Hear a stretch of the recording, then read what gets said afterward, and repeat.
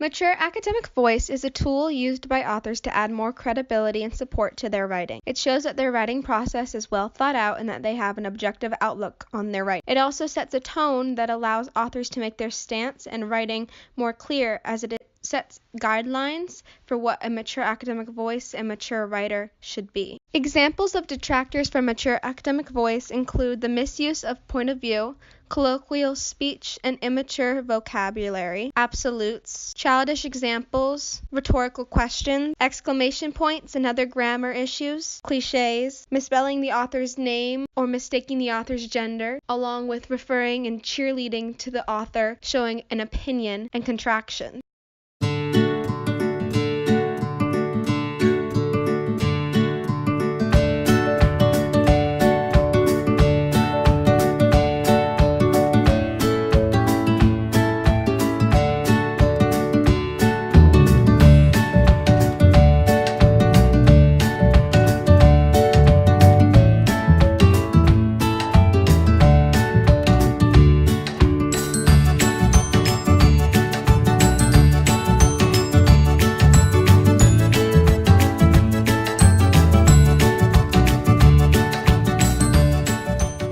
Grammar is an important part of literature and writing. It controls the flow of paragraphs and thoughts. Mistakes in grammar create reading and comprehension problems, making the work harder to read and detracting from a mature academic voice. This detraction can be easily fixed, however, with proofreading and careful writing. Common grammar mistakes include misspellings, punctuation errors, title citing errors, in-text citation mistakes, contractions, and sentence structure errors. The following is a bad example and shows how grammar can detract from writing. The sentence reads, "I'll huff and I'll puff," is a line used to show the wolf's aggression.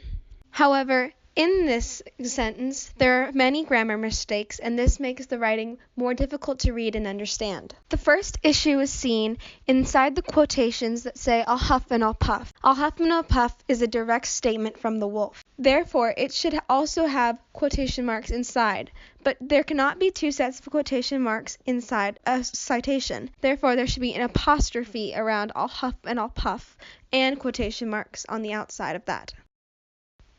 This is the correct example that has been changed from the previous one. Rhetorical questions.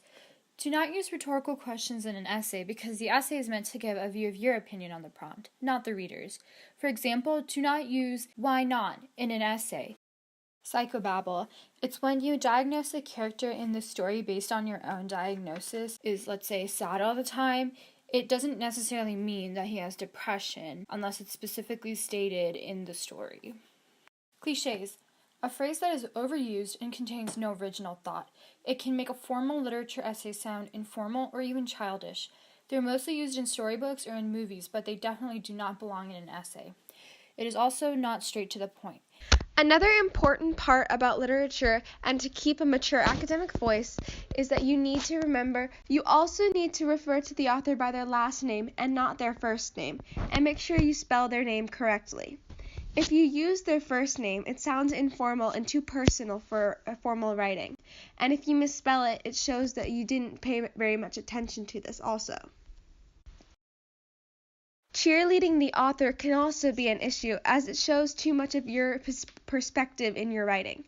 You want to make sure you maintain an objective tone while showing your ideas, and if you cheerlead the author, it becomes too biased.